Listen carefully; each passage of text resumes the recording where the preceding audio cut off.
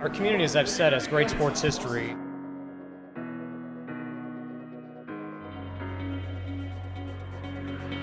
Our history is still yet to be told. It's unfolding before our eyes, and that's the great thing about our area Sports Hall of Fame is if we didn't encompass it today, we're going to encompass it in the future. Welcome back to Need to Know Info in St. Joe Mo Sports. Chris Roush, Brett Easley. First time in 2023, and we're standing outside. We're outside. It's 50. Feels like 80 this time of year. It's the second full week of January. We're standing outside here at the Pony Express statue. And it's hard to believe we're in 2023 now because there was so much that happened in 2022 for you. New job, new opportunity, and what a year it was. I guess, what's the best way you can summarize that first full calendar year in charge of the Sports Commission? Well, I appreciate you thinking it was what a year it was. It was a new experience, a new transition, and I think what we tried to do as a Sports Commission is just what I always say: find fit and niche. What are opportunities here in our community? They may be opportunities that have existed previously. They may be opportunities that we know fit here. They may be opportunities going on right now that maybe we can help enhance. And with that, when I look back at what the Sports Commission was able to accomplish, we were able to prepare for an NCAA National Championship. We attracted an MIAA championship to town. We attracted a Missouri State High School Activities Association championship to town. We had another very successful St. Joseph Area Sports Hall of Fame induction ceremony. And then we created some things as well. The event we'll talk about here in a moment with our city's first full-blown marathon coming up this coming September. And so I always tell folks it's not just about the event that we're having right now. It's about the event, but it's always the focus on what's next, and we're excited about that. I know you don't really enjoy talking about yourself too much when it comes to what you accomplished this past year, but was this what you expected to have happen in the first year, or can you look back and say this is more than I thought could happen? I have to be honest. Probably nobody puts harder expectations on themselves than me. And but with that, I also had the very unique opportunity, and I've said this a lot. I didn't inherit a playbook. I didn't inherit a calendar. I didn't inherit a schedule. So essentially, that was the really cool opportunity to create what that looked like. And so I did what I think anybody would do in my role. I played to our strengths. I reached out to folks that I know well, that have opportunities, that were looking for fits. And then we went after some things that we thought would fit very well here in St. Joe based on what's popular, what do people like, how good are our teams right now, what are they excelling in? And so with all that focus in mind, I've said this all the time. We do hospitality very well here in St. Joe, and our location, we have to use it to our advantage. And so with that and putting those things together, we had what I think was a very successful start. Now we have to build on that, and we look forward to doing that here in the coming year. A few things to kind of recap from this past year. Obviously, Civic Arena, that's underway. The facelift is underway. A lot of that's gotten done. You look at the MIAA Volleyball Championship. That was big for the league to come and trust you more than anything else, I guess, with the first opportunity to host it here with the neutral site in St. Joseph. Well, Again, that was an opportunity that just came up kind of as a result of looking into another opportunity. We were after a preseason basketball event, which, by the way, is back up for bid this year and will probably be after that. But I was asked by Commissioner Racy, hey, what do you think about maybe hosting our volleyball championship? And that was an opportunity that we were crazy not to go down the road and see if that was something that could be a fit.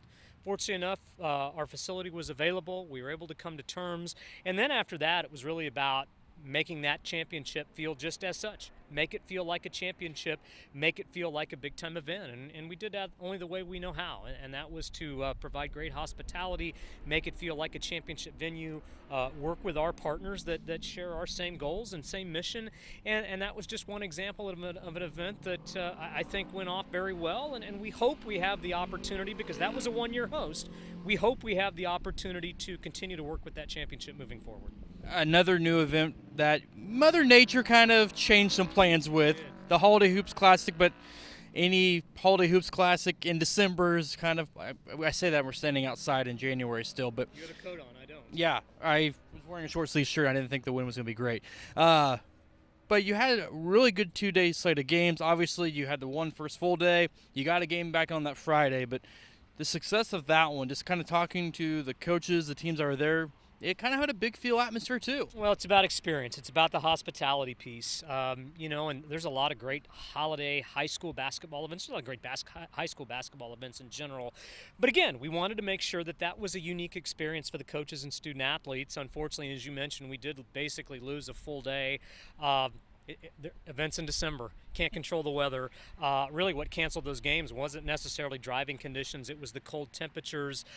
Plus you're also dealing with a number of different school districts that have a number of different policies, and so we were able to salvage one game that Friday right before Christmas. Ironically enough, it was probably one of the most exciting games in the event when Benton knocked off Lincoln Prep, overcame a 15-point fourth quarter deficit. But now again, we look to grow that event. That's going to be an annual event at Civic Arena. We hope our local teams and our county teams continue to support that and play in it. I think they will. But we also want to grow it as well and hopefully bring some teams to the community that maybe wouldn't ordinarily come here and play our area teams. So again, a good start to year one. We were disappointed. We lost almost a full day. We looked to maybe could we reschedule that in January, February. I don't think it's going to happen this year. But again, look forward to another great day of holiday hoops.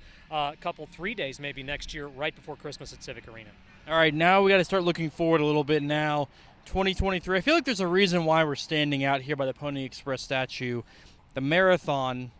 I feel like you've talked about it, maybe not on camera, but there's a real good opportunity with this part of town, Civic Center Park, Pony Express statue, that can play a intricate role with the marathon coming. Well, we officially got that off the ground. I think that was the worst kept secret to those that really paid attention, is that we were getting ready to announce the formation of what does a full citywide marathon look like. And we use the term marathon as full marathon, but keeping in mind that also includes a half marathon, a 10K element, a 5K element, and then a full relay element as well. So really 5 different ways you can participate. So don't feel like if you don't want to run 26 miles, I can't participate.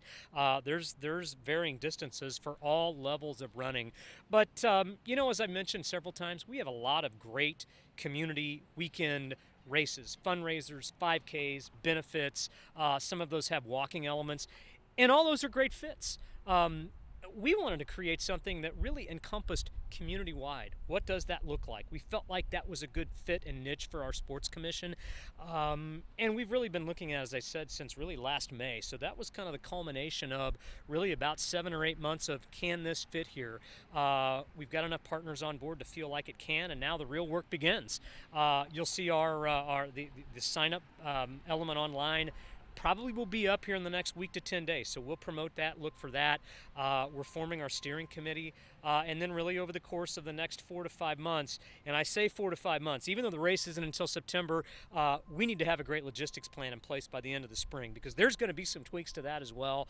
But I don't know that there's any one element of a race that's overly difficult, but there's just so many moving parts, especially in year one. You only get the chance to do year one time.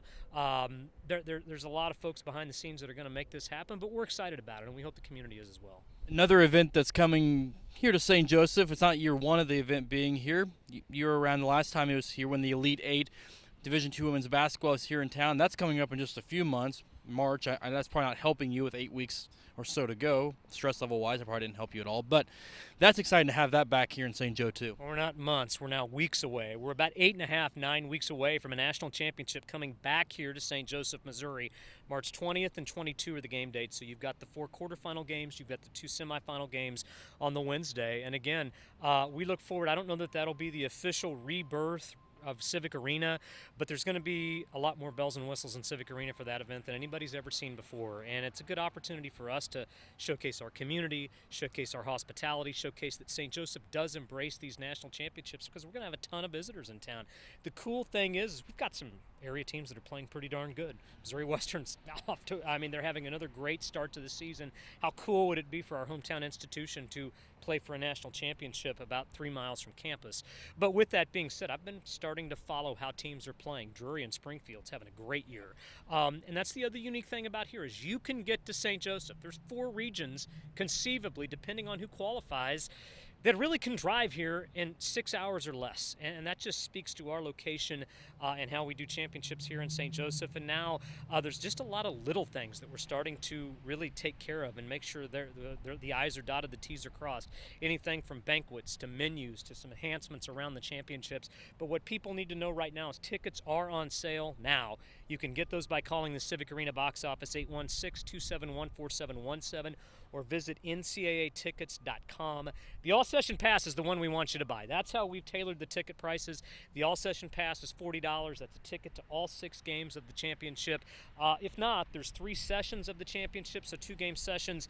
You can either come to a 2-game session for $20, or you can buy the all-session pass for $40. You will not see better basketball games all year. You want to make sure you're at Civic Arena in March.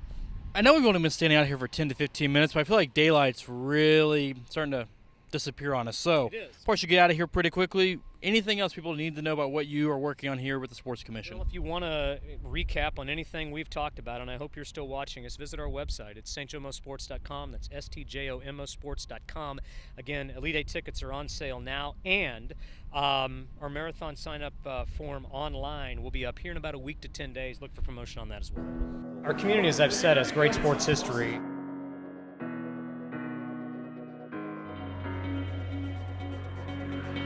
Our history is still yet to be told. It's unfolding before our eyes, and that's the great thing about our area Sports Hall of Fame is if we didn't encompass it today, we're going to encompass it in the future.